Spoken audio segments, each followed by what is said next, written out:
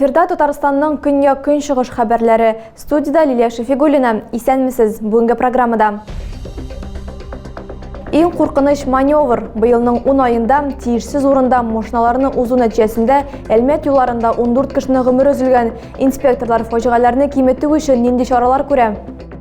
Арабыздан китүенә 1 ел Василий Самойловның туганнары, дуслары һәм элеккеге хезмәттәшләре искә алды.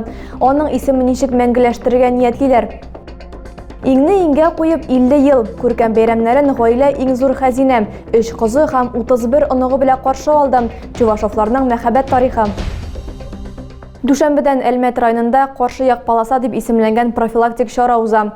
Елның 10 ае эчендә машинаны дөрес узмау нәтиҗәсендә 14 кешенең гомере өзелгән. Тулы булмаган атна эчендә каршы юлга чыккан өчен автоинспекторлар 30-га якын штраф язганнар. Әлеге кадрларда КАМАЗның узып китү тыела билгесе гамәлдә булган участокка керү күренә. Берничә мизгелдән соң аның артыннан Лада Гранта килеп чыга һәм каршы юлга юнәлеш ала. Тик йөк машинасын узмый, кагыйдә бозылмый, димәк руль артында утыручы 5000 акча һәм машина йөртү таныклыгын үзендә саклап кала. Ярамаган җирдә транспорт чарасын узган очракта административ кодекс шундый җәзаны күз уңында тота. Алда баручы машинаны узып китәргә кирәк икән, кагыйдә буенча каршы як полосада машинаның булмавы зарур, ә машина узып киткәндә хәрәкәткә куркыныч тудырмавына һәм башка юл хәрәкәтендә катнашучыларга кымшауламавына инанырга тиеш. Нәкъ менә башка юл хәрәкәте катнашучыларына кыенлык тудыру сәбәпле Әлмәт районы юлларында быел 14 кеше җан биргән, 38-се зыян күргән. Әлеге 21 авария тиешсез урында узып китү нәтиҗәсе булып тора. Юл тәртибе сакчылары каршы як полоса рейды өчен нигездә шәһәр яны трассаларын сайлый. Нәкъ менә шундый юлларда алдан баручы машинаны узып китү белән күбрәк мавыгалар, өстәвенә тизлек тә югары. Шуларның икесе белән дә шаярсаң, зур фаҗига чыгарга мөмкин. Акция башланганнан бирле район автоинспекторлары законсыз узып китүче 29 хокук бузучыны ачыклаган. Шул рәвешле 30-га якын машина йөртүчегә ярты елга кадәр таныклыкларыннан мәхрүм ителү куркынычы яный. Әлмәттә машиналарын инвалидлар өчен каралган урынга куйган хокук бузучыларны 540 мең сумга штрафка тартканнар. Көз уртасына алар саны 90-га җиткән. Югыйсә хезмәткәрләре шундый статистика китерә. Автомобиль йөртүчеләрне гамәлләре административ хокук бузулар кодексының 12-19 санлы маддәсенә туры килә. Штраф 5000 сум тәшкил итә. Инвалид билгесе булган машина йөртүчеләрнең үзләре белән инвалидлыкны раслаучы тиешле документлары булырга тиеш. Югыйсә җитди күләмдә акчасыз калулары ихтимал. Автоинспекторлар тематик рейдларга чыга башлаганнан бирле машиналарын тиешсез урында калдыручылар саны бермә-бер арткан. ЮХИДИ мәгълүматлары буенча бүгенге көндә 100дән артык машина йөртүчегә шундый штраф салынган. Июль азагында андыйлар саны 20дән дә кимрәк булган. Медсанчасть каршындагы тукталыш юл йөрү кагыйдәләренә колак салмаучыларның иң яраткан урыннарының берсе. Автомобильчеләр исә ашыга. Янәсе биредә машина калдырыр башка урын юк. Машинаны эвакуатор алып китсә, хуҗа кешегә 1000 сумның кесәсеннән чыгарып биргә туры киләчәк. Шуңа күрә башта ук дөрес урын сайларга кирәк. Бу акча һәм вакытны саклап калырга ярдәм итәчәк. Санап карасаң, иң уңышсыз очракта ваемсыз машина йөртүче 10,000 сумнан артык акчасын югалтырга мөмкин. Шуның өчен әлеге кагыйдәне бозу иң кыйммәтләреннән санала. Лениногорск районында Украинадагы махсус операциядә катнашучы якташлар өчен гуманитар ярдәм җыю дәвам итә. Йөк мобилизацияләнгән егетләрнең теләкләрен исәпкә алып туплана. Шушы көннәрдә посылкалар Казанга юл алды. Вот 2 коробки на полигон, 2 на экспо. Җиһазлар, дару, хәрби кием салым һәм башка кирәк-яраклар тартмаларга салынган. Аларны һәрберсе иратларның шәхси ихтыяҗлары буенча җыелган. Шуңа күрә тартмаларда теге яки бу кешенең исемнәре язылган. Кемгә нәрсә кирәк? Буларның барысында егетләр Лениногорск районы башлыгы Рәгат Хөсәенов белән Казанда очрашу вакытында әйткән булган. Мобилизацияләнгәннәр хәрби белгечлекләре буенча төркемнәргә бүленгәннәр инде. Шулардан чыгып, һәркем куелган бурычларны нәтиҗәле башкарырга ярдәм итәрлек кораллар һәм техник җайланмалар. Генератор, бензин пычкысы, болгарка, рация, квадрокоптер, мич һәм домкратлар сораган. Йөккә шулай ук каплау материаллары, тез калканы һәм махсус жилетларда салалар. Гуманитар ярдәмне туплауда төрле оешма вәкилләре, депутатлар да үз өлешләрен кертте. Хәрбиләргә азык-төлек, тушенка, ботка, кофе, чәй һәм шоколад тапшырылды. Аларны төргәкләү белән администрация хезмәткәрләре шөгыльләнде. Гуманитар йөк 2 нокта Казан Экспо һәм танк училищесына юл тотачак. Тиздән мобилизацияләнгән лениногорскилар махсус хәрби операция зонасына китәчәк. Якташлар белән элемтә киләчәктә дә дәвам итәр дип көтелә. Шәхсән ярдәм күрсәтү планлаштырыла. Солдатларга барлык кирәк-яракларны да даими китереп торачаклар. Василий Самойловның арабыздан китүенә 1 ел булды. 2016 елдан ул Әлмәт районының ветераннар советын җитәкләде. Актив, иҗади һәм көчле җитәкче дистә еллар дәвамында үз коллективы өчен терәк булды. Икенче балалар музыка мәктәбендә аны искә алу кичәсе узды.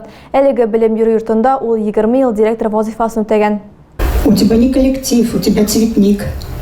Он ответил, на этом и стоим. Василий Самойлов һәр вакыт коллектив яклы булган. Хаталар булган очракта икәүдән икәү калгач кына шелтә белдергән. Башкалар каршында мактап кына торган. Икенче музыка мәктәбе хезмәткәрләре әнә шундый җылы сүзләр белән аны искә ала. Искә алу кичәсендә тамашачылар өчен музыка мәктәбе укытучылары һәм укучылары чыгыш ясады. Кунаклар арасында Василий Ивановичның элекке хезмәттәшләре, танышлары һәм якын туганнары, хатыны, улы һәм оныгы да бар иде. Максим Самойлов кайчандыр шушы музыка мәктәбен тәмамлаган. Әтисе кебек үк ул да аккордеонда уйнаган. Василий Иванович исән чагында гөмбәгә йөргә яраткан. Гаилә белән бергә үткәргән мизгелләрне Максим сагынып искә ала. Икенче музыка мәктәбендә тиздән Василий Самойлов исемендәге музей ачылачак. Бөек шәхеснең гаиләсе аны Василий Ивановичның мәктәп көндәлеге, дипломнар, документлар һәм фоторәсемнәр белән тулыландырды. Учреждениедә аның яратып уйнаган аккордеоны да саклана. Василий Иванович музыка мәктәбенә 20 ел гомерен багышлый. 2000 елдан социаль мәсьәләләр буенча район башлыгы урынбасары вазифасын башкара. 2016да ветераннар советы рәисе була. Киләсе елда икенче балалар музыка мәктәбенә Василий Самойлов исеме биреләчәк. Шул ук вакытта хөрмәтле җитәкченең иҗатына һәм эшчәнлегенә багышланган музейның тантаналы ачылышы да көтелә.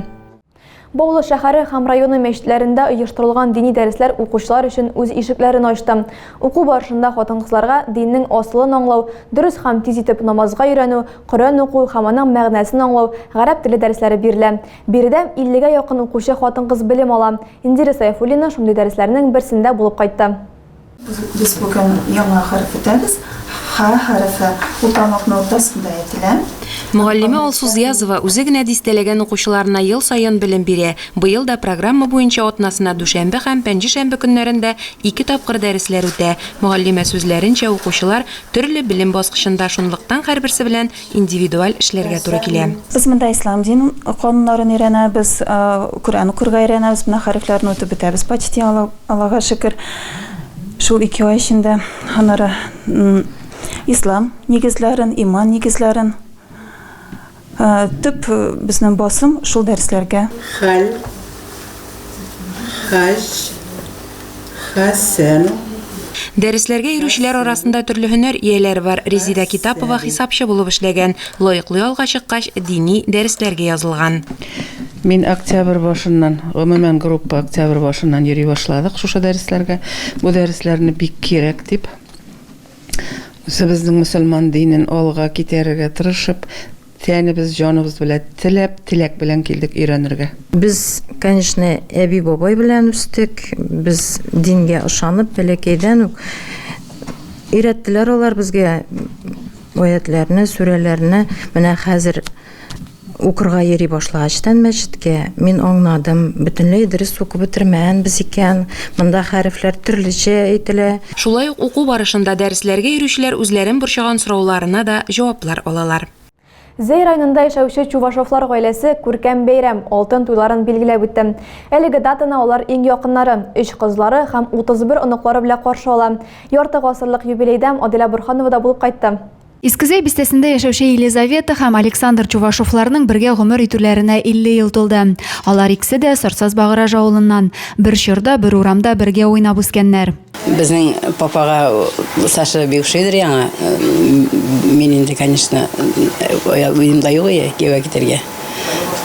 Безгә кирип булышкалыйдыр. Папа инде, может, кевә чыгарсың Сашага дип әйткәне булды. Елизавета Ивановна күп еллар Искезәй ширкәвендә, аннан соң Александр бистәсендә эшләгән. Хәзерге көндә дә шул хезмәтен дәвам итә. Гаилә башлыгы Александр Семенович җитештерү өлкәсендә эретеп ябыштыручы булып хезмәт куйган. 4 кызларының кияүләре дә священниклар. Кияүләребез бик әйбәт. Алар ширкәүдә җөрүчеләр барсы да. Самый младший ул Газбаныкта зам булып эшләгән. И потом тоже вот учился, укыды да инде, и тоже священник был да. Кадерле кешеләрен гомер бәйрәмнәре белән котларга 4 кызлары, кияүләре, 31 онук һәм 2 онукчык җыелачак. Онуклары Давид әби бабасына зур бүләк ясап шушы көннәрдә генә хәрби хезмәттән кайткан. Чувашовлар гаиләсе иңне-иңгә куеп, бер-берсен күз карашыннан һәр сүздән аңлашып гомер кичерәләр. Без дә аларга кызыл туйларына кадәр яшәргә насыйп булсын дигән теләктә калабыз. Адилә Бирханова, Александр Тимофеев, Максим Майоров, Көньяк-Көнчыгыш хәбәрләре. Тагы да күбрәк яңалыклар һәм тапшырулар белән безнең рәсми сайтыбызда таныша аласыз. Без социаль челтәрләрдә бар, хәбәрләр юлагыз. Бүгенгә менә шулар. Мин сезгә файдалы яллар, күңел тынычлыгы телим. Исән-сау булыгыз.